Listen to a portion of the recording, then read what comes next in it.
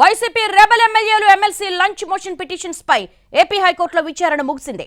అనర్హత విచారణ నోటీసులు రద్దు చేయాలని పిటిషన్లో దాఖలు చేశారు.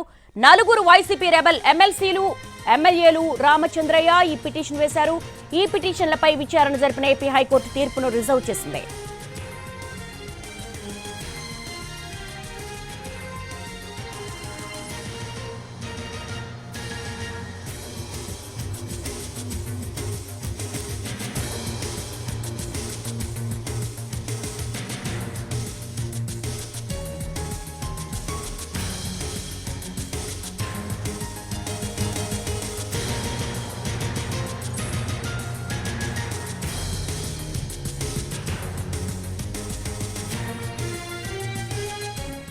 వైసీపీ రెబల్ ఎమ్మెల్యేలు ఎమ్మెల్సీ లంచ్ మోషన్ పిటిషన్స్ పై ఏపీ హైకోర్టులో విచారణ ముగిసింది. దీనికి సంబంధించి లేటెస్ట్ అప్డేట్స్ మా ప్రతినిధి శ్రీకాంత్ అడిగి తెలుసుకుందాం.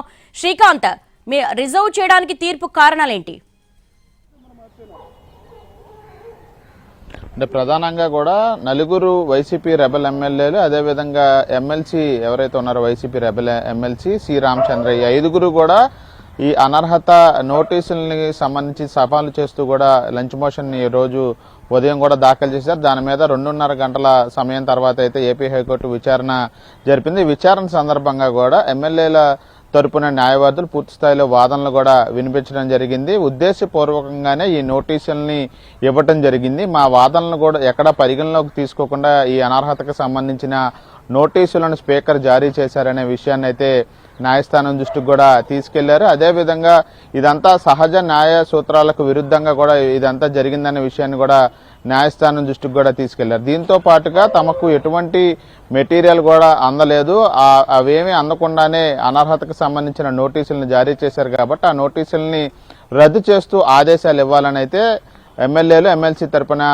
న్యాయవాదులు అయితే న్యాయస్థానం దృష్టికి తీసుకెళ్లారు. ఇక సి రామచంద్రయ్య తరపున న్యాయవాది కూడా మరికొంత వివరంగా కూడా చెప్పారు. తన భార్యకి హెల్త్ బాగాలేదనే విషయాన్ని ఇప్పటికే తెలియజేశాను. అదేవిధంగా లంచ్ మోషన్ పిటిషన్ కి సంబంధించి దాఖలు చేసిన మెమోను కూడా న్యాయవాది ద్వారా స్పీకర్కి అందించే ప్రయత్నం చేస్తే కూడా తీసుకోకుండా ఉద్దేశపూర్వకంగానే ఇదంతా కూడా ఈ నోటీసులను జారీ చేశారనే విషయాన్ని రామచంద్రయ్య తరపున న్యాయవాదులు కూడా న్యాయస్థానం దృష్టికి కూడా తీసుకెళ్లిన నేపథ్యంలో మొత్తం అటు ప్రభుత్వానికి సంబంధించిన ఇన్స్ట్రక్షన్ కూడా తీసుకోవాలని, వైసీపీకి సంబంధించి ఇన్స్ట్రక్షన్స్ తీసుకోవాలని ఇప్పటికే స్పీకర్కి కూడా, అంటే ప్రభుత్వం పరిధిలో ఉంటుంది కాబట్టి ప్రభుత్వం నుంచి ఇన్స్ట్రక్షన్ తీసుకోవాలని ఇప్పటికే ఆదేశాలు కూడా ఇచ్చిన నేపథ్యంలో తీర్పుని వాయిదా వేస్తూ, అంటే రిజర్వ్ చేస్తూ అయితే న్యాయస్థానం ఆదేశాలు ఇవ్వటం అయితే జరిగింది. అది ఎప్పుడు తీర్పు ఇస్తారనేది అయితే ఇంకా నోటిఫికేషన్లో రేపా ఎల్లుండా అనేది అయితే లిస్టులో అయితే తెలుస్తుంది. అంటే శ్రీకాంత్, ఆర్గ్యుమెంట్స్ ఎలా కొనసాగాయి? అంటే స్పీకర్కి సంబంధించి నోటీసులకి వివరణ ఇచ్చారా ఈ 4 రెబల్ ఎమ్మెల్యేలు స్పీకర్ ఫార్మేట్లో? అంటే ఇప్పటికే ఇద్దరు వెళ్లి కలవటం జరిగింది. స్పీకర్ని వివరణ ఇచ్చినప్పటికీ కూడా ఒకవైపున స్పీకర్ని కలిసి వివరణ ఇచ్చే ప్రయత్నం ఒకవైపున చేస్తున్నారు, మరోవైపున ఇటువైపున లంచ్ మోషన్ పిటిషన్ నోటీసుల మీద కూడా ఇచ్చిన పరిస్థితి ఉంది.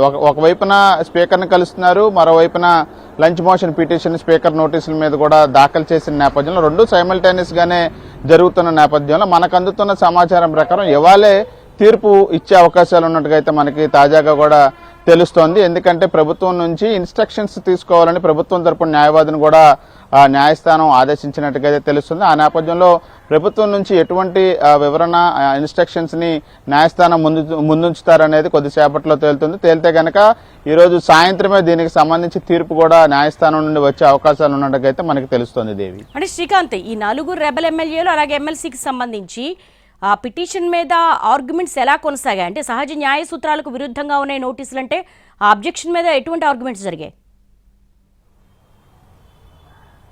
అంటే 1986 యాక్ట్ అనేది ఒకటి ఉంటుంది అనర్హతకు సంబంధించిన. ఆ యాక్ట్ ప్రకారం ప్రస్తుతం ప్రొసీజర్ జరగలేదనేది ప్రధానంగా సి రామచంద్రయ్య తరపున న్యాయవాదులు అయితే న్యాయస్థానం దృష్టికి కూడా తీసుకెళ్లారు. మిగతా వైసీపీ రెబల్ ఎమ్మెల్యేల తరపున న్యాయవాదులు కూడా ఇదే అంశాన్ని కూడా ప్రస్తావించారు. ఉద్దేశపూర్వకంగానే అనర్హతకి సంబంధించిన నోటీసులను అత్యవసరంగా ఇచ్చారు. ఛానల్ నుంచి ఈ విషయం పెండింగ్ లో ఉన్నప్పటికీ కూడా ప్రస్తుతం అత్యవసరంగా ఇవ్వటానికి సంబంధించిన రీజన్ ఏంటనేది కూడా తెలియట్లేదు. దీంతో పాటుగా తమ వాదన ఎక్కడ పరిగణలోకి తీసుకోలేదు. మొత్తం అనర్హతకి సంబంధించిన అంశం మీద కొంత మెటీరియల్ అనేది ఉంటుంది. ఆ మెటీరియల్ను కూడా మాకు ఎటువంటి అందని పరిస్థితి కూడా ఉంది. ఇవన్నీ జరగకముందే అనర్హతకు సంబంధించి హాజరు కావాలి అని నోటీసులు ఇవ్వటం వెనక ఖచ్చితంగా ఉద్దేశపూర్వకంగానే ఈ చర్యలన్నీ తీసుకున్నారనే విషయాన్ని న్యాయస్థానం దృష్టికి కూడా తీసుకెళ్లిన నేపథ్యంలో ఇదంతా కూడా చట్ట వ్యతిరేకంగా జరిగిన నిర్ణయం కాబట్టి స్పీకర్ ఇచ్చినటువంటి నోటీసులను రద్దు చేస్తూ తాజాగా న్యాయస్థానం ఆదేశాలు ఇవ్వాలని కోరుతూ కూడా వాళ్ళు న్యాయమూర్తి దృష్టికి కూడా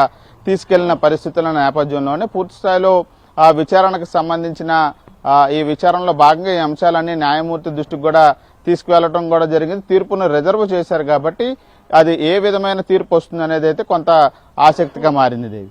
all right Srikanth, thanks for the live updates.